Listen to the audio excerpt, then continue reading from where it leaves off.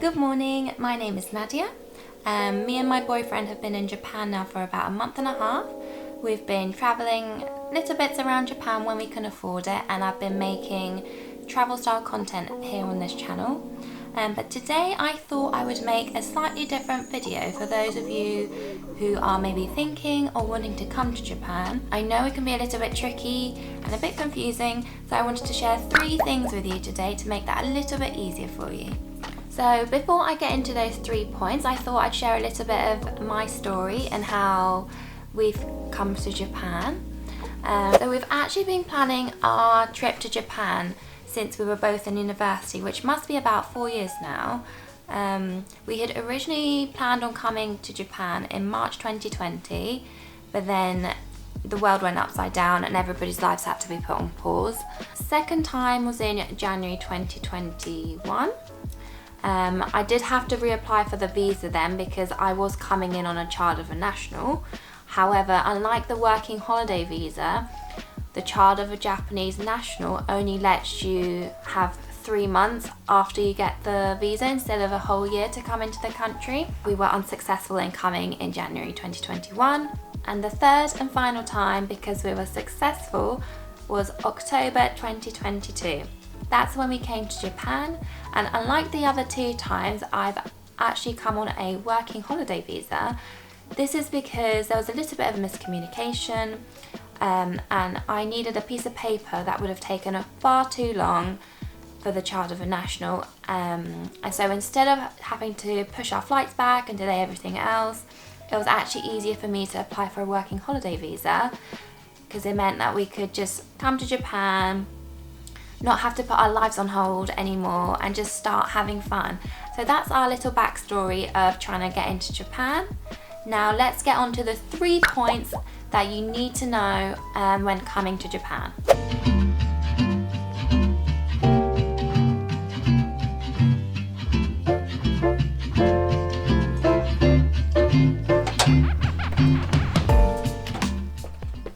Such a lovely day today. I almost need my sunglasses. The first point is resident card.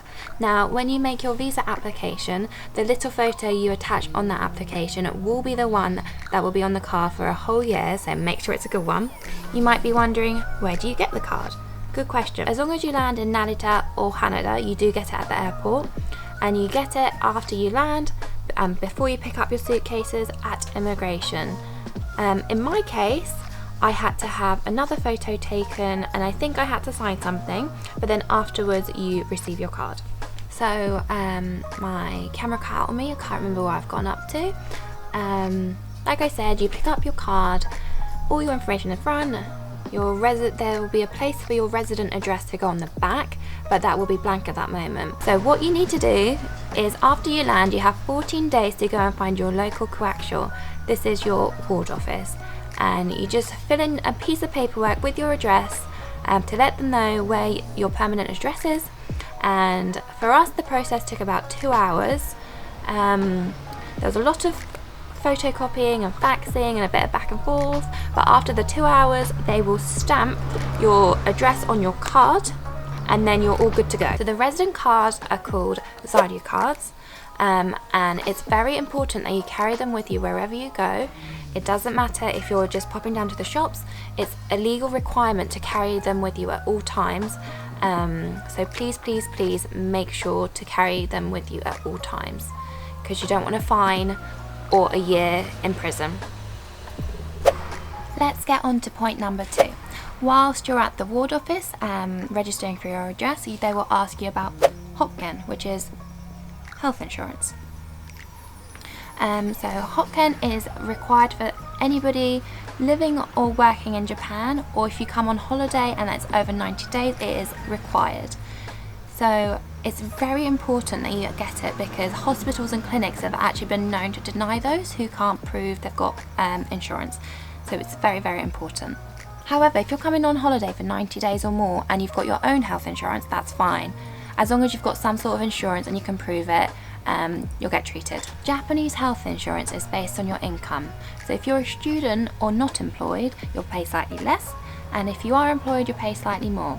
And how it works is if you ever need to have a procedure or have a consultation with a doctor, out of the whole bill, you'll pay 30%, and then the government takes care of the rest, which is the 70%. So I knew that we had to get health insurance, but what I didn't know was that they will backdate it.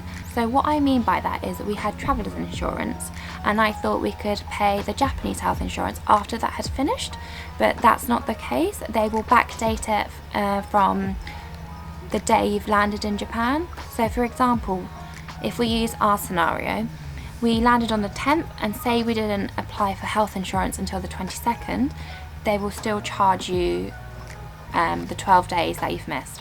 I've been fortunate enough to not need to go to the doctors, but I have heard from somebody that a consultation with a doctor costs about 600 yen, so I don't think it's too bad. When we were looking at health insurance, I did see a few companies online that were offering insurance for Japan, but I'm not entirely sure how those work. It might be similar to when you get insurance for holiday, like if you need to have a procedure done, you pay the full amount and you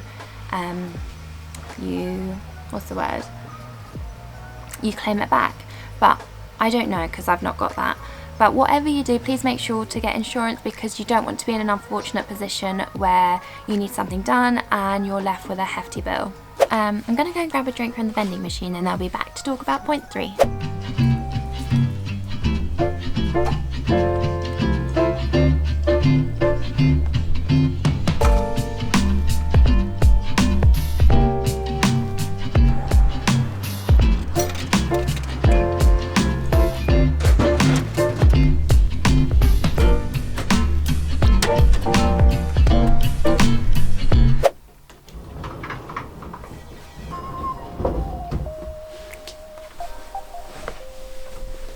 Okay, let's get on to point number 3. Point number 3 is pension. So if you're working and living in Japan, you'll have a resident card, and everybody who has a resident card has to apply for a pension. This includes students and people who are on the working holiday visa. How much you pay towards your pension is very much depending on how much you earn whilst you are living in Japan. Like I said, everybody has to apply for the pension. It doesn't matter, if you don't have a job, you must apply. This is a requirement. So whether you pay towards pension is very much dependent on how much you make whilst you're living in Japan. But like I said, applying for pension is a requirement, so it doesn't matter if you're unemployed, you still must apply for pension. When you apply for pension, it's called kokumin nenkin. You'll need your resident card, your passport, my number card if you've made one, and a student card if you're a student. You might be thinking, do I really need to apply for pension even if you don't have a job? And yes, unfortunately you do. However, you can fill out another piece of paper which is an exemption of contribution, and that is called shiharai menjo. And like I said, this is another piece of paper you fill out with all your information, and it doesn't guarantee it, but there's a chance that you might not have to pay the pension. So it's a good word to know. So if you're filling out pension, which is kokumin nenkin, say to them shiharai menjo, and they'll get you another piece of paper, fill out the info, and hopefully if you've not got a job, you won't have to pay for pension and you don't have to worry about it. So after you fill out all that, you should have a yellow piece of paper come through the post.